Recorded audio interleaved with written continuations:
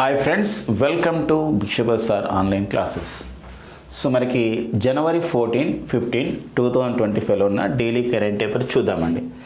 ఇందులో ప్రధానమైన అంశాలు చూసినట్లయితే జాతీయ పసుపు బోర్డు, తెలంగాణలో నిజామాబాద్ ప్రజల యొక్క ఆకాంక్ష, సో చిరకాల వాంఛ, రైతుల యొక్క చిరకాల వాంఛ జాతీయ పసుపు బోర్డుని మా ప్రాంతంలో ఏర్పాటు చేయాలని. ఈ క్రమంలో నేషనల్ టర్మరిక్ బోర్డు, జాతీయ పసుపు బోర్డుని నిజామాబాద్ కేంద్రంగా ప్రారంభించడం జరిగింది. దీనికి తొలి చైర్మన్గా నిజామాబాద్ జిల్లా ఆర్మూర్ మండలంలోని అంకాపూర్ అంటే seed village of the Telangana అయినటువంటి హంకాపూర్కు చెందినటువంటి పల్లె గంగారెడ్డి గారిని దీన్ని తొలి చైర్మన్గా నియమించుకోవడం జరిగిందనమాట. నెక్స్ట్ వచ్చేసి మరొక అంశం సియాచిన్, ప్రపంచంలోని అతి ఎత్తైన యుద్ధ క్షేత్రం, హైయెస్ట్ బ్యాటిల్ ఫీల్డ్. సియాచిన్ ప్రాంతం, మరి సియాచిన్లో ఉన్నటువంటి వీర సైనికులకి హైస్పీడ్ ఇంటర్నెట్ సౌకర్యాన్ని ప్రారంభించడం జరిగింది. జాతీయ సైనిక దినోత్సవం సందర్భంగా జనవరి 15 మనం నేషనల్ ఆర్మీ డే జరుపుకుంటాం. ఆ సందర్భంగా అండ్ నెక్స్ట్ వచ్చేసి మరి జనవరి 15న మన జాతీయ సైనిక దినోత్సవం సందర్భంగా భారత ప్రధాని నరేంద్ర మోడీ గారి చేతుల మీదుగా ఐఎన్ఎస్ సూరత్, ఐఎన్ఎస్ నీలగిరి అనే యుద్ధ నౌకలు అండ్ అధునాతన యుద్ధ నౌకలు అండి, మోస్ట్ మోడర్నైజ్డ్ సంబంధించిన వార్షిప్స్ అనమాట. INS Surat, INS Nilgiri and Calvary తరగతికి చెందినటువంటి స్కార్పిన్ సాంకేతికత ఉన్నటువంటి ఐఎన్ఎస్ వాగ్జీర్ అనే జలంతర్గామి సబ్మరైన్ని జాతికి అంకితం చేయడం జరిగింది జనవరి 15న. అండ్ నెక్స్ట్ వచ్చేసి దక్షిణ కొరియా అధ్యక్షుడైనటువంటి యోన్ సుక్ యోల్ని అరెస్ట్ చేయడం జరిగింది ఆ దేశ అధికారులు. దాని సమాజ విశేషం. అండ్ నెక్స్ట్ వచ్చేసి మన దగ్గర అంటే మనం తెలుగు రాష్ట్రాల్లో సంక్రాంతి పండుగను జరుపుకుంటాం, పంటల పండుగ సంక్రాంతి. మరి అయితే మళ్ళీ వేరే వేరే ప్రాంతాల్లో కన్నా లోహిరి అని, భోగాలి బిహు అని అండ్ పొంగలని జరుపుకుంటారు, గంగా సాగర మేళని జరుపుకుంటారు. దానికి సంబంధించిన విశేషం చూద్దామండి. భారత అంటే ఇండియన్ హెరిటేజ్ అండ్ కల్చర్ విషయంలో important.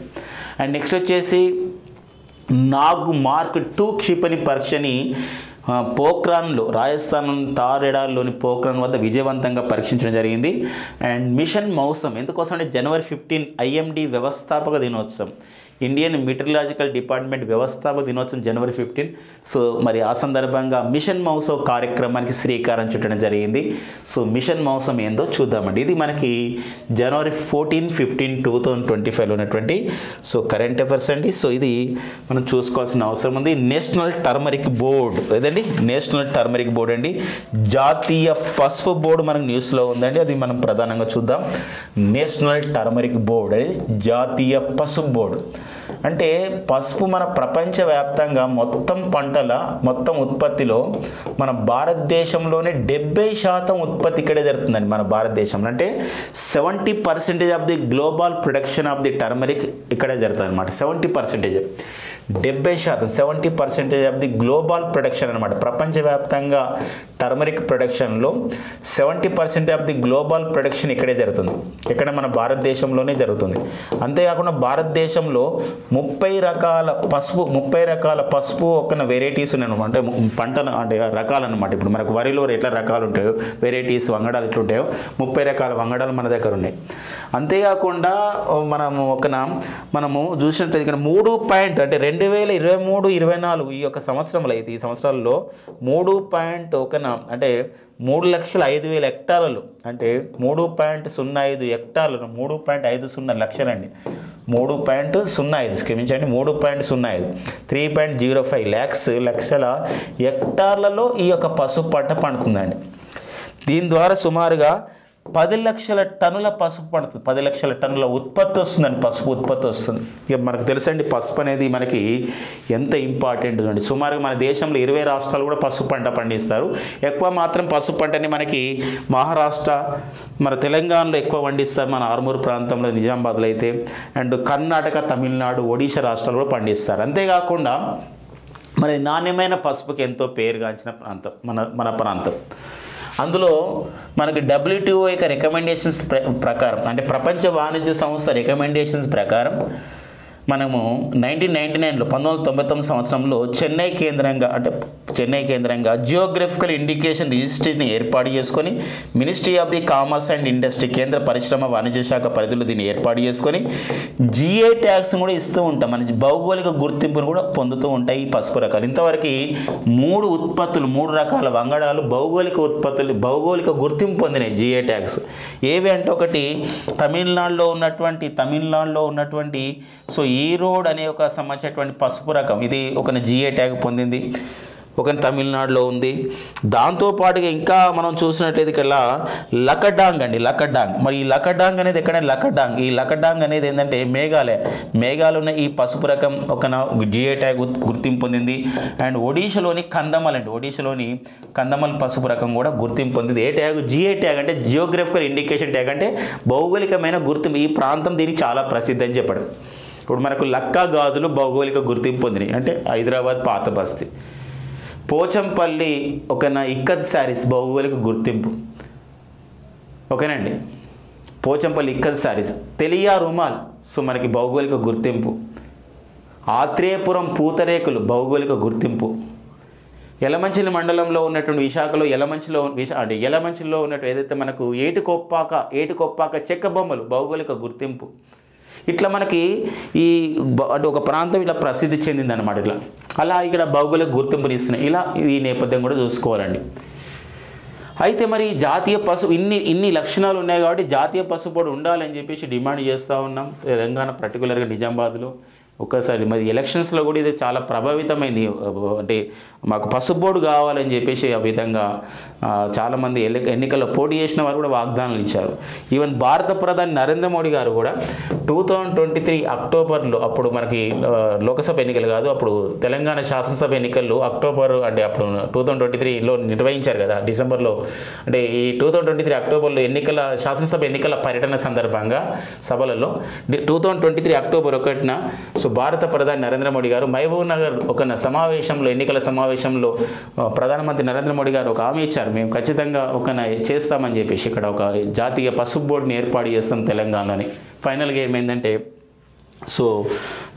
October 4, 2024 ministry of the commerce and industry అంటే కేంద్ర పరిశ్రమలు వాణిజ్య శాఖ వాళ్ళు ఏం చేశారంటే నేషనల్ టర్మరిక్ బోర్డు, జాతీయ పసుపు బోర్డు నిజామాబాద్లో ఏర్పాటు చేస్తారని చెప్పడం జరిగింది అనమాట. ఫైనల్గా మనకి నిజామాబాద్లో అంటే జనవరి 14, 2025 నిజామాబాద్ ప్రధాన కేంద్రంగా హెడ్ క్వార్టర్స్గా నేషనల్ టర్మరిక్ బోర్డుని ఏర్పాటు చేసుకోవడం జరిగింది. ఈ కార్యక్రమంలో ministry of the commerce and industry అంటే కేంద్ర పరిశ్రమలు వాణిజ్య శాఖ మంత్రి అయినటువంటి పీయూష్ గోయల్ గారు ఇందులో పాల్గొనడం జరిగింది. పీయూష్ గోయల్ గారు అంతేకాకుండా ఫ్రెండ్స్ మరి ఈ యొక్క నిజామాబాద్ లోకసభ ఎంపీ అయినటువంటి ధర్మపురి అరవింద్ గారు కూడా అండ్ పాల్గొనడం జరిగింది. అంతేకాకుండా హోంశాఖ సహాయ శాఖ మంత్రి అయినటువంటి బండి సంజయ్ గారు కూడా ఇందులో పాల్గొనడం జరిగింది అనమాట. ఈ యొక్క ప్రారంభంలో వర్చువల్ ద్వారా ఇలా. మరి జాతీయ పసుపు బోర్డుకి తొలి చైర్మన్గా ఎవరు ఉన్నారు? ఫస్ట్ చైర్మన్, ఇది మనకి ఇంపార్టెంట్. తొలి చైర్మన్గా మనకి నిజామాబాద్ జిల్లా ఆర్మూర్ మండలంలో ఉన్నటువంటి ఒక గ్రామం అంకాపూర్, తెలంగాణ. అంటే ఇది చాలా పేరుగాంచిందండి అంకాపూర్ గ్రామం. సీడ్ విలేజ్ ఆఫ్ ది తెలంగాణలో పిలుస్తాం. ఈ గ్రామానికి చెందినటువంటి పల్లె గంగారెడ్డి గారిని జాతీయ పసుపు బోర్డుకి తొలి చైర్మన్గా నియమించుకోవడం జరిగింది. చూశారంటే ఒక అంశం, జాతీయ పసుపు బోర్డు అనేది మనకు స్టార్ట్ చేశారంటే ఇంత బ్యాక్గ్రౌండ్ ఖచ్చితంగా మనం తెలియాలి. ఇట్లా నేర్చుకున్నాం అనుకోండి, మీరు ఎలాంటి కాంపిటేటివ్ ఎగ్జామ్స్ రాసినా కూడా మనకు ఎలా ఆన్సర్ అయినా చేయొచ్చు అనమాట. ఈ క్రింది ఎన్ని రకాల పసుపు వంగడాలకి లేదా పసుపు రకాలకి ఒక geographical indication tag GI tag వచ్చిందని 3, అవి ఏంటో చెప్పుకున్నాం. జిఐ ట్యాగ్ని ఎవరు ఇస్తారంటే కేంద్ర పరిశ్రమల వాణిజ్య శాఖ. ఆ పరిధిలో పనిచేస్తున్న ఏ సంస్థ అంటే జిఐఆర్, జియోగ్రఫికల్ ఇండికేషన్ రిజిస్ట్రీ. ఎక్కడ ఉంది? చెన్నైలో ఉంది. ఎప్పుడు ఏర్పాటు చేశారు? 1999లో. ఏ అంతర్జాతీయ సంస్థ సూచన మేరకు? డబ్ల్యూటీఓ అంటే వరల్డ్ ట్రేడ్ ఆర్గనైజేషన్. డబ్ల్యూటీఓలో 126 దేశాలు ఉన్నాయి. డబ్ల్యూటీఓ యొక్క ప్రధాన కార్యాలయం ఎక్కడ కలదు అంటే జెనీవాలో ఉంది. డబ్ల్యూటీఓని ఎప్పుడు ఏర్పాటు చేశారు? మార్కేష్ ఒప్పందం ద్వారా 1995లో ఏర్పాటు చేశారు జనవరి 1న.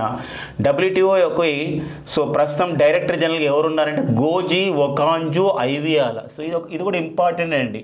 డబ్ల్యూటీఓకి డైరెక్టర్ జనరల్గా పనిచేస్తున్న తొలి మహిళ మరి గోజీ ఒకాంజో ఐవియాలా. వీరు నైజీరియా దేశానికి చెందినవారు. గోజీ ఒకాంజో ఐవియాలా సో నైజీరియా దేశ రాజధాని వచ్చేసి మనకి అబూజా అండి. సో ఇలా మనం నేర్చుకోవాల్సిన అవసరం అనేది ఉంటుందండి. వరల్డ్ ట్రేడ్ ఆర్గనైజేషన్ యొక్క మంత్రుల స్థాయి సదస్సు 2024 ఫిబ్రవరిలో మనకి 13వ మంత్రుల స్థాయి సదస్సు ఎక్కడ జరిగిందంటే ఒక అబుదాబిలో జరిగిందనమాట. అలా నేపథ్యాన్ని మనం గుర్తుపెట్టుకోవాల్సిన అవసరం మనకు ఉంటుందండి. మరి జాతీయ పసుపు బోర్డు, నేషనల్ టర్మరిక్ బోర్డు విషయం అనమాట. ఓకేనండి, ఇది ఒక ఇంపార్టెన్స్ సంబంధించిన విషయం, కరెంట్ అఫైర్. ఇక నెక్స్ట్ వచ్చేసి మనకి సియాచిన్ ప్రాంతం. ఇక్కడ నెక్స్ట్ కరెంట్ అఫైర్ చూద్దాం. సియాచిన్ ప్రాంతం మనకి ప్రపంచంలోనే అతి ఎత్తైనటువంటి ఒక యుద్ధ క్షేత్రం అండి సియాచిన్. ఓకేనా, సియాచిన్ ప్రాంతం అండి. సియాచిన్లోని కొన్ని ప్రాంతాలను ఒకసారి పాకిస్తాన్ ఆక్యుపై చేసింది అప్పుడు 1984లో. ఆ టైంలో మనం ఆపరేషన్ మేఘదూత్ అనే కార్యక్రమం ద్వారా మళ్ళీ మన భారత సైన్యం మళ్ళీ తిరిగి స్వాధీనం చేసుకున్నాం శిఖరాలను కొన్ని సియాచిన్. అందుకోసమే మనకి ఆపరేషన్ మేఘదూత్ సక్సెస్ అయిన రోజు ఏప్రిల్ 13. అందుకే ప్రతి సంవత్సరం కూడా ఏప్రిల్ 13 మనము సియాచిన్ డేగా జరుపుకుంటామండి. ఏప్రిల్ 13 అనేది సియాచిన్ దినోత్సవంగా జరుపుకుంటాం అనమాట. ఇది కూడా కొంచెం ఈ మధ్యలో చాలా ఇంపార్టెన్స్గా మనకి కాంపిటేటివ్ ఎగ్జామ్లో వస్తున్న నేపథ్యం ఉందండి. మరి సియాచిన్ అక్కడ సైనికులకి హై స్పీడ్ ఇంటర్నెట్ ఇవ్వడం జరుగుతుందన్నమాట భద్రతా అవసరాల దృష్ట్యా. అంటే 5G సర్వీసెస్ అంటే 5th generation of the computer టెక్నాలజీని మన దేశంలో 2022 అక్టోబర్లో ప్రవేశపెట్టారు 5G సర్వీసెస్ని. సో వారికి సియాచిన్ వాళ్ళకి మనకి సియాచిన్లో ఉన్నటువంటి మన భారత వీర సైనికులకి 2024 జనవరి 15న ఈ యొక్క హై స్పీడ్ ఇంటర్నెట్ సౌకర్యం ఇచ్చినారు. హై స్పీడ్ ఇంటర్నెట్ అంటే మనం చెప్పుకున్నంత ఈజీగా మనకి ఇంటర్నెట్ సౌకర్యం అంత ఎత్తైన ప్రాంతంలో అత్యంత చలి ప్రాంతం -డిగ్రీల్లో ఉన్న ప్రాంతానికి ఇవ్వడం అంటే చిన్న ఈజీ కాదు. ఎందుకోసం అంటే అక్కడ పరికరాలు కావాలి, ఎక్విప్మెంట్స్ కావాలి. అంతేకాకుండా సియాచిన్ అనేది సముద్ర మట్టానికి 16,000 అడుగుల కన్నా ఎక్కువగా పెద్దగా ఉంటుంది అక్కడ. అలాంటప్పుడు ఏంటంటే తీసుకెళ్ళడం ఇబ్బంది ఉంటాయి. అవన్నీ భారత సైన్యం సహకారంతో సో ఫైనల్గా అవన్నీ సమకూర్చుకొని జనవరి 15న ప్రారంభించడం జరిగింది. ఇందులో మరి జియో సంస్థ, రిలయన్స్ ఇండస్ట్రీస్ సంబంధించిన జియో సంస్థ ఈ సర్వీస్ ప్రొవైడ్ చేస్తుంది అనమాట. హై స్పీడ్ ఇంటర్నెట్ సౌకర్యాన్ని సైనికులకు అందజేయడం జరుగుతుంది. జనవరి 15 మనకు భారత నేషనల్ ఆర్మీ డే సందర్భంగా సో జాతీయ సైనిక దినోత్సవంగా జనవరి 15 వచ్చేసి మనం ఎలా జరుపుకుంటామంటే జాతీయ సైనిక దినోత్సవం సందర్భంగా ఇది మనకి ఏర్పాటు చేయడం జరిగింది అనమాట. అదో ఆ నేపథ్యాన్ని మనం చూసుకోవాల్సిన అవసరం ఉంది. ఈ సందర్భంగా సియాచిన్ దినోత్సవం అంటే ఏప్రిల్ 13 భారతదేశం ఆపరేషన్ మేఘదూత్ కార్యక్రమాన్ని ఏ విషయంలో చేసింది అంటే సియాచిన్లోని కొన్ని శిఖరాలని కొన్ని ప్రాంతాలని పాకిస్తాన్ ఆక్యుపై చేసుకుంటే తిరిగి స్వాధీనం చేసుకోవడానికి మనం ఆపరేషన్ మేఘదూత్ అనే కార్యక్రమాన్ని 1984లో సో మనం నిర్వహించుకోవడం జరిగింది. అంటే 40 years అయిపోయింది అనమాట. సో ఈ యొక్క ఆపరేషన్ మేఘదూత్ అనే కార్యక్రమానికి. ఓకేనండి, ఇది ఒక ఇంపార్టెన్స్గా కరెంట్ అఫైర్లో మనకు ఉందండి. జాతీయ సైనిక దినోత్సవం ఎప్పుడు అని చెప్పేసి అంటే నేషనల్ ఆర్మీ డే ఎప్పుడు అంటాం? నేషనల్ ఆర్మీ డే అంటే మనకి ఎప్పుడంటే అది జాతీయ సైనిక దినోత్సవం వచ్చేసి మనకి జనవరి 15. ఎప్పుడైనా గుర్తుపెట్టుకోవాలి, ఇది జనవరి 15 అనమాట. ఒక బాధ్యతాయుతంగా నేర్చుకోవాలి ఇవి. And national air force day, జాతీయ వైమానిక దళ దినోత్సవం ఎప్పుడు అంటాం? జాతీయ వైమానిక దళ దినోత్సవం వచ్చేసి October 8. And national navy day అంటే జాతీయ నావిక దళ దినోత్సవం ఎప్పుడు అని చెప్పేసి అంటాం? అది వచ్చేసి మనకి December 4 అనమాట. సో ఆ నేపథ్యం ప్రజెంట్ మన భారత ప్రధాన సైనిక అధికారి ఎవరు అని చెప్పేసి అంటే సో జనరల్ ఉపేంద్ర ద్వివేది అనేవారు సో మన భారత ప్రధాన సైనిక అధికారి అండ్ భారత వైమానిక ప్రధానాధికారి, ఎయిర్ చీఫ్ మార్షల్ హోదా ఉంటుందండి వారు. Air chief marshal Amarpreet Singh, AP Singh అంటారు, అమర్ప్రీత్ సింగ్ అండి. అండ్ భారత ప్రధాన వైమానిక అధికారి అడ్మిరల్ డికే త్రిపాఠి, దినేష్ కుమార్ త్రిపాఠి. ఈ 3 త్రివిధ దళాలని సమన్వయం చేసేది chief of the defence staff. Present chief of the defence స్టాఫ్గా ఉన్నారు general Anil Chauhan. Chief of the defence స్టాఫ్గా పనిచేసిన తొలి వ్యక్తి అంటే జనరల్ బిపిన్ రావత్. సో ఇలా మనం నేపథ్యం తెలుసుకోవాలి. ఆల్రెడీ గత ప్రీవియస్ క్లాసెస్ కూడా డిస్కస్ చేసాం. మరొకసారి వినాలి, ఏమవుతుందంటే ఎన్నిసార్లైనా వినాలి. మనకు జాబ్ రావాలంటే ఎన్నిసార్లైనా మనం ప్రయత్నం చేస్తూ ఉండాలన్నమాట. ఓకేనా, ట్రై అంటిల్ యూ సక్సీడ్ లాగా. నెక్స్ట్ వచ్చేసి మనకి ఐఎన్ఎస్ సూరత్, ఐఎన్ఎస్ నీలగిరి అనేది ఒక అత్యాధునిక యుద్ధ నౌకలు అనమాట. INS Surat and INS Nilgiri. And INS Vagsheer అనేది మనకి కల్వరి శ్రేణికి చెందినటువంటి స్కార్పిన్ సాంకేతికతతో నిర్మించినటువంటి జలంతర్గామి 6వ జలంతర్గామి ఐఎన్ఎస్ వాగ్జీర్. వీటిని జాతికి అంకితం చేయడం జరిగింది January 15, 2025న భారత ప్రధాని నరేంద్ర మోడీ గారు. సో వీటిపైన డిస్కస్ చేద్దామండి. ఐఎన్ఎస్ సూరత్ ఒకటి, అండ్ వచ్చేసి ఇంకోటి ఏంటండి INS Nilgiri, INS Nilgiri. And next వచ్చేసి నీలగిరి అండి, పర్వతాలు కూడా ఉంటాయి, నీలగిరి పర్వతాలు, ఐఎన్ఎస్ నీలగిరి. అండ్ నెక్స్ట్ వచ్చేసి ఐఎన్ఎస్ వాగ్జీర్. సో ఇది బాగానండి, చాలా ఇంపార్టెంట్ ఇన్ఫర్మేషన్ వస్తుంది. మీరు మళ్ళీ ఓకేనా, చాలా ఇంపార్టెంట్గా ఉంటుంది, మీరు గుర్తుపెట్టుకోవచ్చు. ఐఎన్ఎస్ సూరత్, ఇది రెండు కూడా ఐఎన్ఎస్ సూరత్, ఐఎన్ఎస్ నీలగిరి అనేది యుద్ధ నౌకలు, అత్యాధునిక యుద్ధ నౌకలు, ఆధునిక యుద్ధ నౌకలు అంటే ఆధునిక కాలానికి ఉపయోగపడుతున్నటువంటి యుద్ధ నౌకలు అనమాట, మోడర్నైజేషన్ అన్నమాట, ఆధునిక యుద్ధ నౌకలు. ఇదేంటండి, ఇది కల్వరి శ్రేణికి చెందినటువంటి జలంతర్గామి. ఈ జలంతర్గాములను ఏ సాంకేతికత అంటే ఫ్రాన్స్ దేశానికి చెందినటువంటి స్కార్పిన్ సాంకేతికతతో సాంకేతికతతో అభివృద్ధి చేసింది. స్కార్పిన్ సాంకేతికత, ఇది ఫ్రాన్స్ దేశానికి చెందినటువంటి సాంకేతికత, మన దేశానికి బదలాయింపు ద్వారా తయారు చేసుకున్నాం. ఈ ఐఎన్ఎస్ సూరత్ అనేది ఏంటి అంటే, ఐఎన్ఎస్ సూరత్ అని బాగా గుర్తుపెట్టి, ఐఎన్ఎస్ సూరత్ అనేది మనం జాతికి అంకితం చేయబడింది. ఏ రోజునది January 15, 2025న చేయబడింది. దీని ప్రత్యేకత చూద్దాం. ఇది ప్రాజెక్ట్ ఒక 15B అంటారండి, ప్రాజెక్ట్ 15B కార్యక్రమంలో భాగంగా దీన్ని నిర్మాణం చేయడం జరిగింది. ఇది గైడెడ్ మిజైల్ డిస్ట్రాయర్ ప్రాజెక్ట్ అండి. ఇది గైడెడ్ మిజైల్స్ అంటే ఈ యొక్క ఐఎన్ఎస్ సూరత్లో ఒక మిజైల్స్ని కూడా పెట్టుకోవచ్చు మనం, క్షిపణిలు.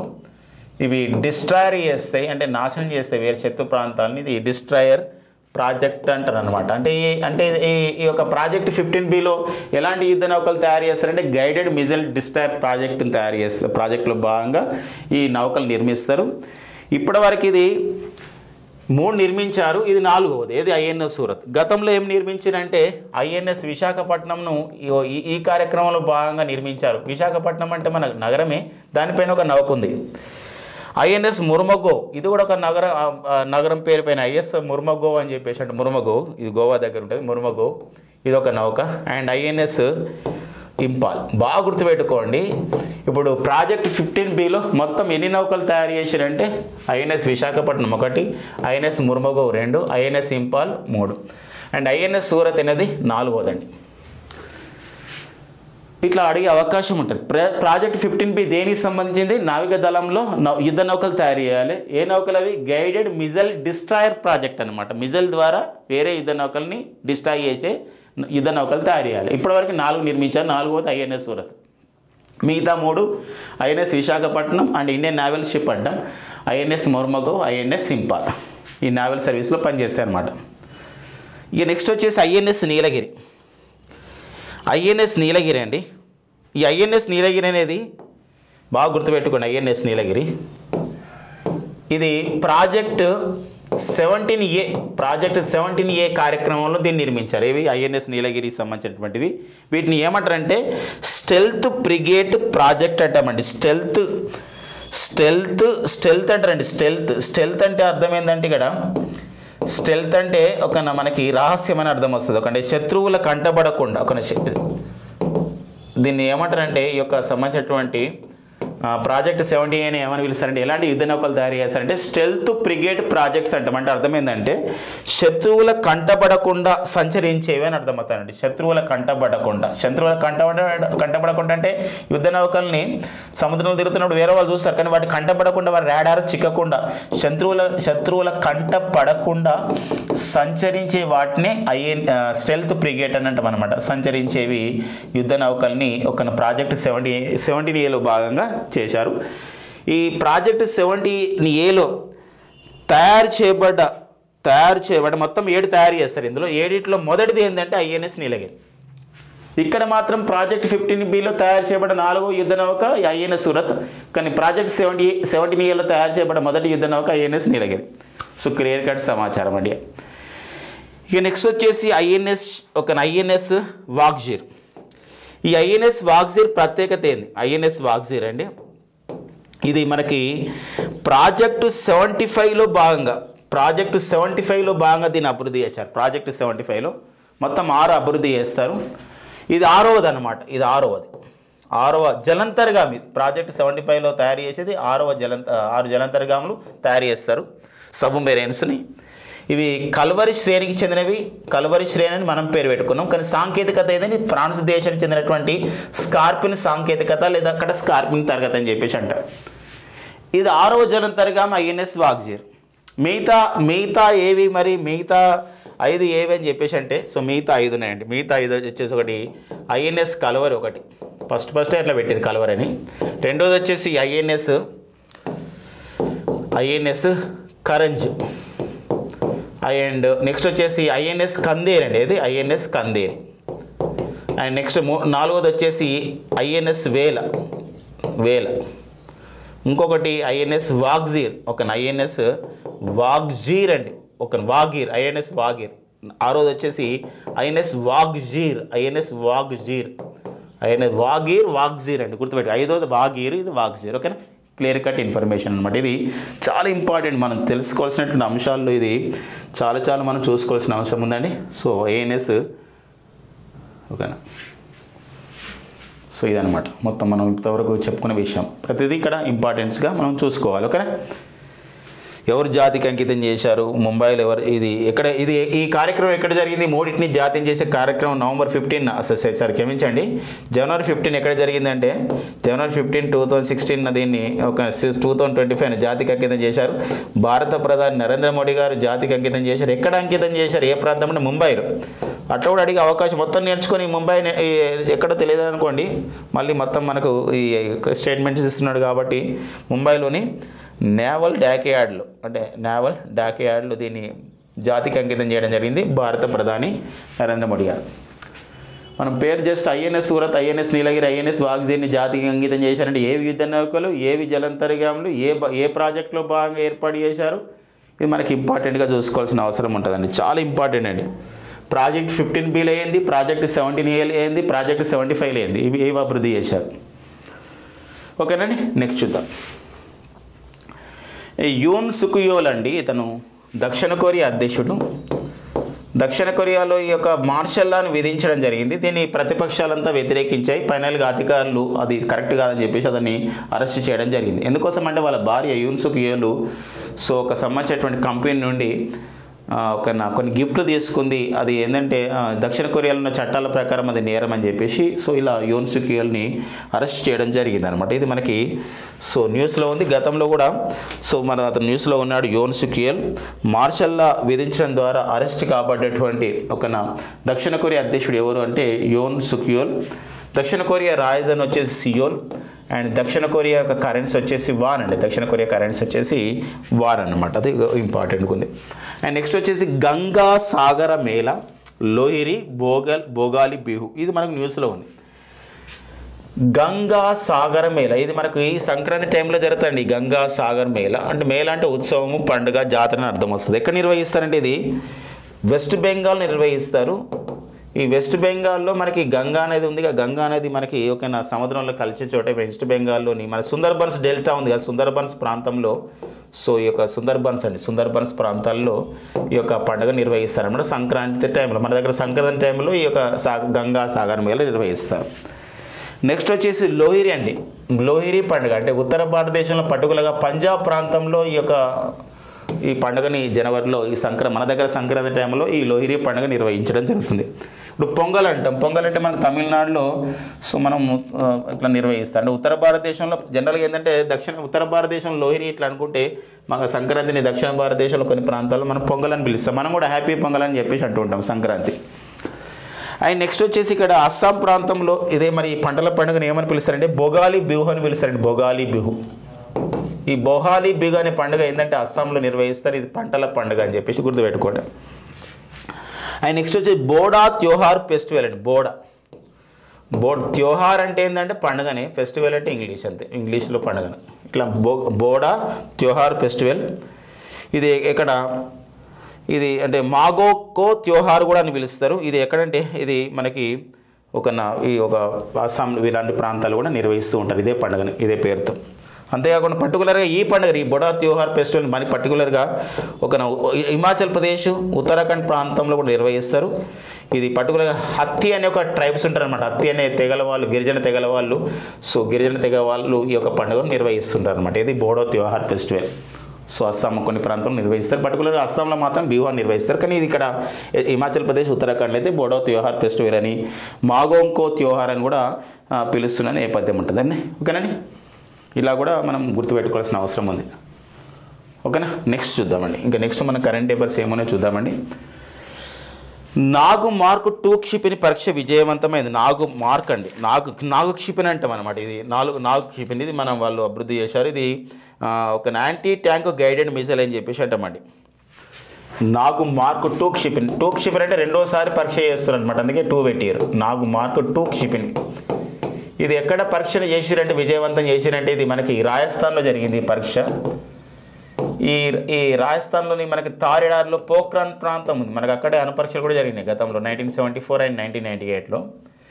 ఇది మనకి ఏంటంటే ఏటీజీఎం మిసైల్ అంటాం. ఏటీజీఎం అంటే anti tank guided missile. Anti tank అంటే యుద్ధ ట్యాంకులని విధ్వంసం చేసే మిసైల్ అనమాట. యుద్ధ ట్యాంకులు కనబడితే వాటిపైన అది దాడి చేస్తుంది. అంటే అక్కడ ఇది ఇంకోటి ఏంటంటే, ఇది ఈ నాగ్ క్షిపణి ఇంకొక ఏమని పిలుస్తామంటే ఫైర్ అండ్ ఫర్గెట్ క్షిపణి. కాలుస్తారు, మర్చిపోతుంది అంతా, అది ఏమైనా చేస్తుంది అనమాట. ఫైర్ అండ్ ఫర్గెట్ మిజైల్గా పిలుస్తాం నాగ్ క్షిపణి. ఇది 500 మీటర్ల నుండి 4000 మీటర్ల యొక్క లక్ష్యాన్ని ఛేదిస్తుంది అనమాట. ఇది లక్ష్యాలను ఛేదిస్తుంది ఈ యొక్క నాగు మార్క్ క్షిపణి. దీన్ని విజయవంతంగా పరీక్షించడం జరిగింది. ఈ 3వ తరానికి చెందినటువంటి క్షిపణి, అంటే 2 సార్లు ఇంతవరకు పరీక్షించారు పోఖ్రాన్ వద్ద. సో దీన్ని ఇటీవల జనవరి 2025లో నాగు మార్క్ 2 క్షిపణిని డిఆర్డిఓ విజయవంతంగా పరీక్షించింది. అయితే దానికి సంబంధించిన విశేషాలు ఏంటనేది ఇక్కడ ఇంపార్టెంట్గా చూసుకోవాల్సిన అవసరం ఉంటుందన్నమాట. ఓకేనండి, నెక్స్ట్ మరికొన్ని కరెంట్ పేపర్ చూద్దాం. మిషన్ మౌసం.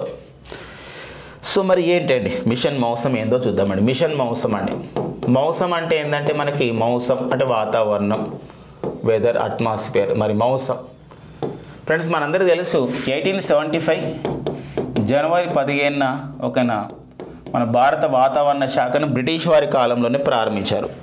బ్రిటిషర్ అయినటువంటి హెచ్ఎఫ్ బ్లాన్ఫోర్డ్ అండి, బ్రిటిషర్ అయినటువంటి హెచ్ఎఫ్ బ్లాన్ఫోర్డ్ మన భారత వాతావరణ చిత్రపటానికి తొలిసారిగా 1875 జనవరి 15 విడుదల చేశారు. అప్పటి నుండి మన భారత వాతావరణ శాఖ ఏర్పాటైందనమాట.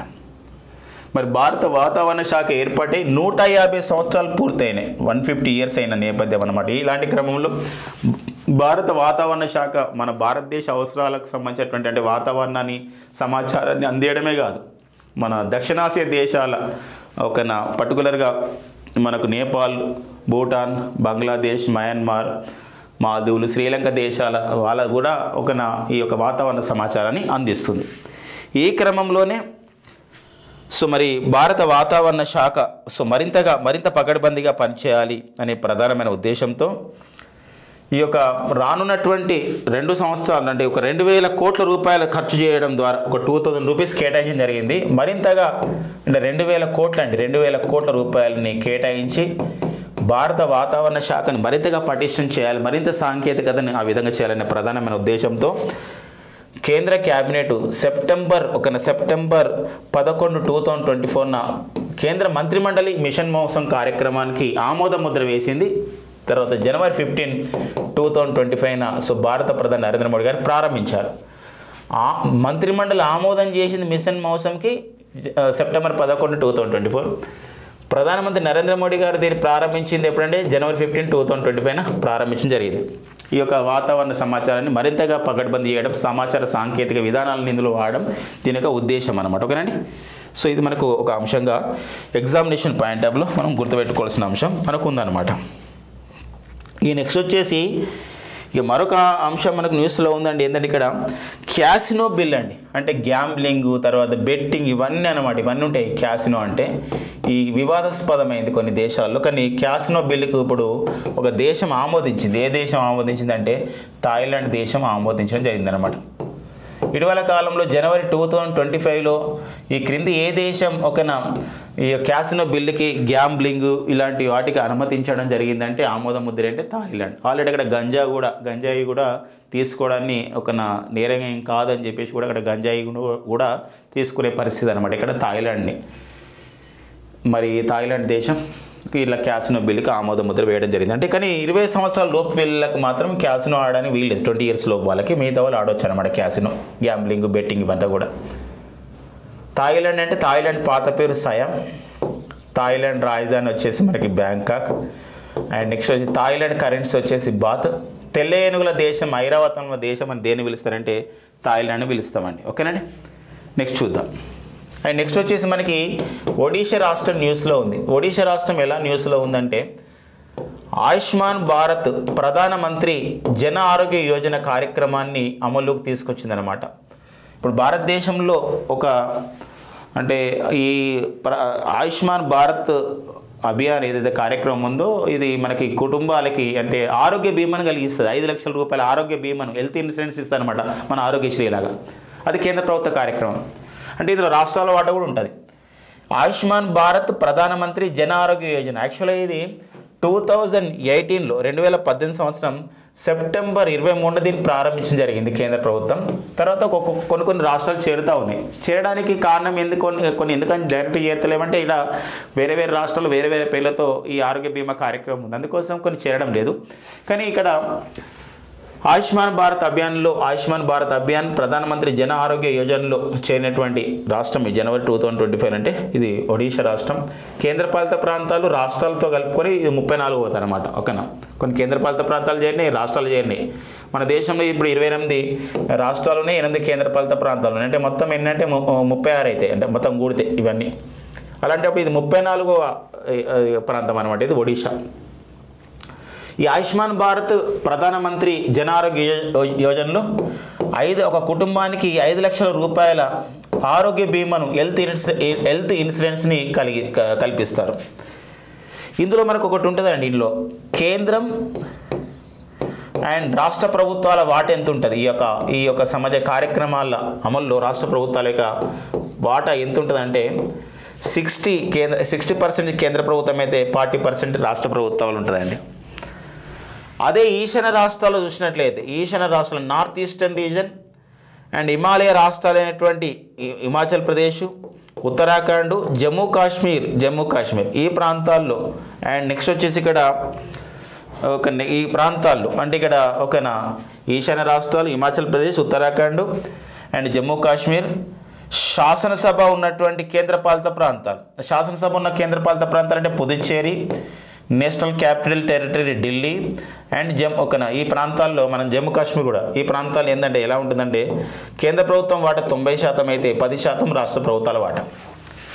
అలా కాకుండా ఓన్లీ కేంద్రపాలిత ప్రాంతాలు ఉన్నాయనుకోండి, ఇప్పుడు లక్షద్వీపులు, మనకి అండమాన్ నికోబార్ దీవులు, దాద్రా నగర్ హవేలీ, డామన్ డయ్యు ఈ ప్రాంతాలు, ఈ కేంద్రపాలిత ప్రాంతాల్లో 100% ఈ యొక్క కార్యక్రమం నిధులు ఎవరు ఖర్చు పెడతారంటే కేంద్ర ప్రభుత్వం ఖర్చు పెడతారు అనమాట. ఇది మనకి ఆయుష్మాన్ భారత్ అభియాన్ ప్రధానమంత్రి జన ఆరోగ్య యోజనలో ఉన్నటువంటి మొత్తం సమాచారం అండి. మీకు ప్రతి అంశం అందులో ఉపయోగపడుతుంది, ఎగ్జామినేషన్ పాయింట్ ట్యాబ్లు అనమాట. ఇదండి మనకి ఏమైనా ఉన్నాయో చూద్దామండి. జనవరి మనం రాసుకున్న వాటిల్లో ఓకేనా, మిషన్ మోసం అయిపోయింది, ఇవన్నీ కూడా మనం డిస్కస్ చేసుకోవడం జరిగిందండి. ఓకేనండి, జనవరి 14-15, 2025 ఉన్న ముఖ్యమైనటువంటి అంశాలండి. Thank you friends and all the best.